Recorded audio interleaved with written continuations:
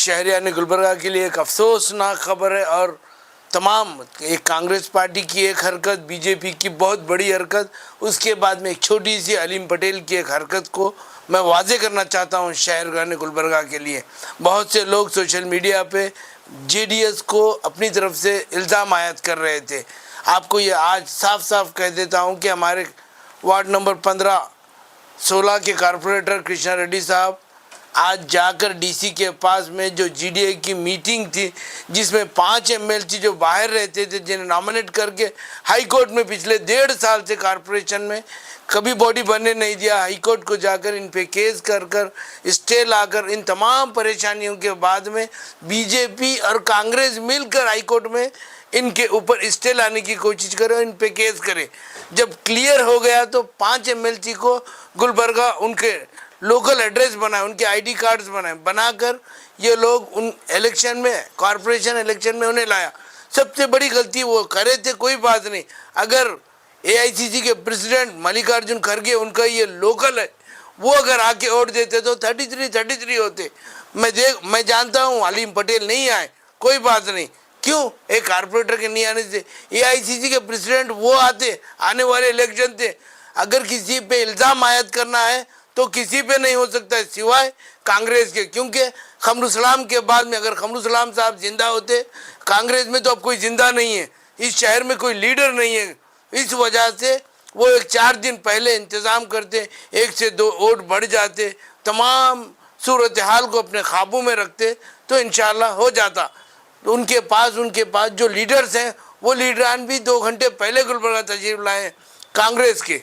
हाँ, नासिर हुसैन उस्ताद साहब यहाँ थे, उनके 5 कारपोरेटर में से 1-2 इंडिपेंडेंट था, उसको भी कांग्रेस ने, उसके भी हक में फैसला आया था, उसके भी खिलाफ कांग्रेस ने स्टे लिया और कहा कि वो 2nd नंबर को डिक्लेयर नहीं करना। ये सब कांग्रेस का किया धरा है। आम मेरे मासूम शहर गुलबर्गा की अवाम को जो है ना, ये लोग गुमराह कर रहे, क्योंकि ये किसी काम के नहीं है, नाअहल लोग है।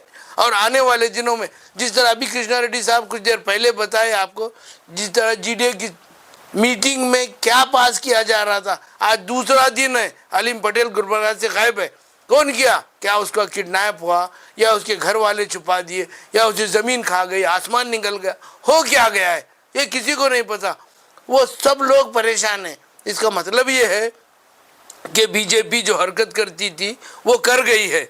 अब वो हर आदमी की लालच है। मैं अलीम पटेल साहब से भी कहूँगा कि अलीम पटेल साहब, आप जिस नीयत से बीजेपी का साथ देने के लिए भी अगर गए हैं तो बहुत बड़ी गलती कर रहे हैं।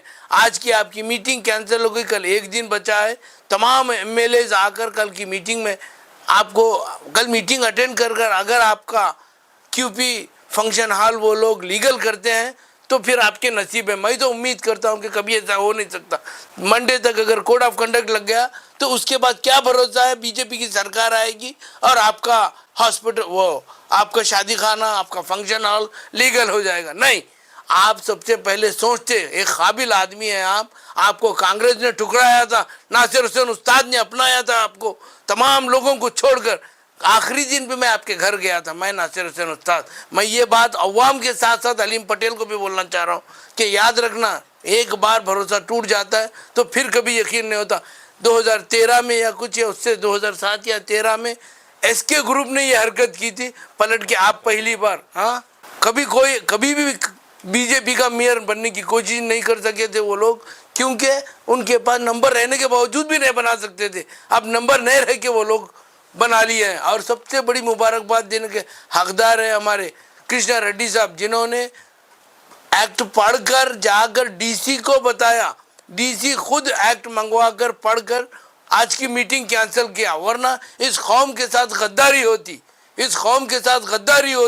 एक काबिल शख्स, मैं डीसी से ज़्यादा मुबारकबाद के हकदार है कृष्णा रेड्डी साहब, क्योंकि इन्होंने बहुत बड़ा काम किया है। मैं उन तमाम कारपोरेटर से कहना चाहूँगा, देखो भाइयों, आपने ये वादा किया था कि मैं कौम की खिदमत करूँगा, नालियाँ साफ करूँगा, रोड बनाऊँगा, लाइट लगाऊँगा बोल के, शादी खाने उनके लीगल कर लूँगा बोल के आपने कसम नहीं खाई थी। लोगों को आपने ये बोल के वोट नहीं मांगा था कि मेरी ज़ाती प्रॉपर्टी को मैं लीगल करूँगा। ये गलत बात है। और याद रखना, इसी शहर में आपको और हमको सबको यहीं रहना है। एक मेयर से कुछ नहीं होगा। हाँ, देखने देखने तक दिन निकल जाएंगे, लेकिन सबसे बड़ी मुश्किल है आज शहर को, यहाँ लीडर नहीं है। यहाँ पे कांग्रेस का हो या कोई, सिवाय नासिर हुसैन उस्ताद के अलावा कोई लीडर नहीं। सब लोग मफाद परस्त लोग हो गए हैं। और जो लोग बार बार सोशल मीडिया में बोल रहे थे जेडीएस बीजेपी एक है, उनके गिरेबान में झांक के देखो, सबसे पहले उनके कांग्रेस के एमएलए भाग गए थे। अब उन पे क्या उम्मीद करना? कांग्रेस के कहाँ है तुम्हारा एआईसीसी का प्रेसिडेंट? अगर वो भी आता तो टास होता हो सकता है।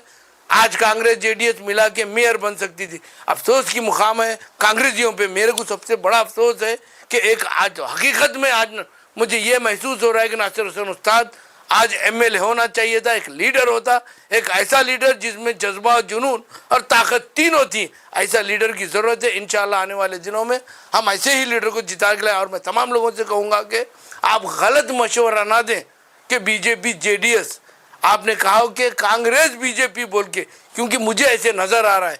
फिर आपकी अपनी सोच है। अस्सलाम वालेकुम रहमतुल्लाहि व बरकातहू। कल बहुत ही अहम इलेक्शन गुलबर्गा शहर की तारीख़ में मंजर आम पर आया। 13 साल बाद बीजेपी की फिर से कमल खिला। ऐसे बातें सभी जानते हैं कि किसने कही हैं और क्या हाल है।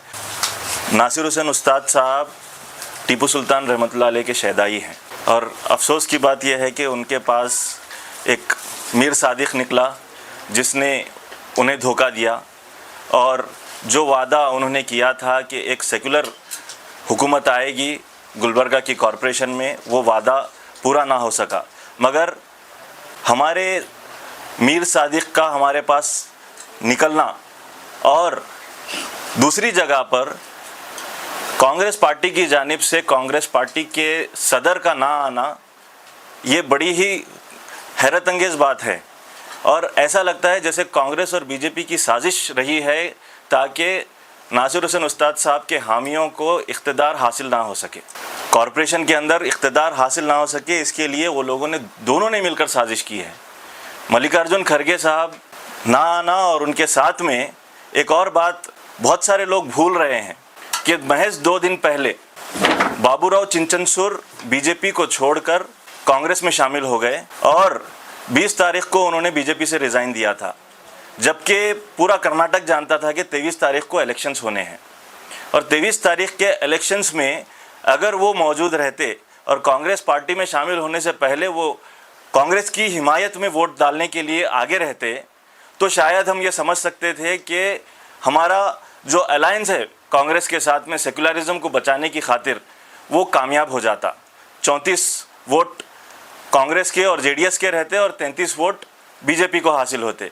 ये दोनों सूरत हाल हमारे सामने हैं, और इसी की वजह से आज हम लोगों को बीजेपी का मेयर दिखाई दे रहा है। मैं बड़े ही अफसोस के साथ ये कहना चाहता हूँ कि जिस अंदाज में नुक्ताचीनी करने के लिए कुछ चंद कॉरपोरेटर्स और कुछ कांग्रेस के हामी नासिर हुसैन उस्ताद साहब की क़यादत के बारे में बोल रहे हैं, नासिर हुसैन उस्ताद साहब की क़यादत कल भी मजबूत थी और आज भी मजबूत है। मिल्लत के हक़ में वो हमेशा से खड़े हुए हैं।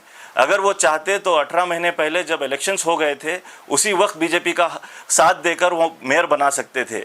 मुसलसल नासिर हुसैन उस्ताद साहब के हामियों को कॉरपोरेशन में इख्तिदार ना देने के लिए कांग्रेस और बीजेपी ने दोनों ने साजिशें की और 18 महीने तक रोके रखा। अचानक 1.5 दिन पहले ये फैसला आया कि कॉरपोरेशन इलेक्शन 23 तारीख को जो होने हैं उसके ऊपर स्टे नहीं लगेगा।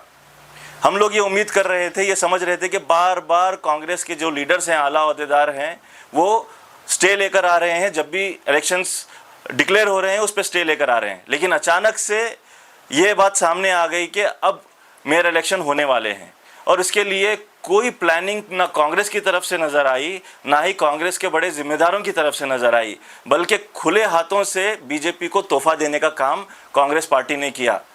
आप यहाँ पर ये देखिए कि कांग्रेस पार्टी के सदर का ना आना और अपने होम टाउन में ना आना, ये कितनी बड़ी आवाम के साथ में धोखाधड़ी है। मैं ये बात आप तमाम तर लोगों को कहना चाहता हूँ कि कांग्रेस ने जिस अंदाज में जेडीएस को धोखा दिया है, उसी तरीके से अवाम उन्नास को भी धोखा दिया है।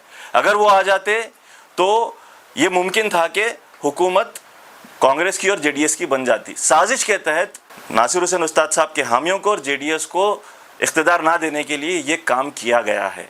यही बात मैं तमाम तर अवाम उन्नास से कहना चाहता हूँ। बहुत बहुत शुक्रिया।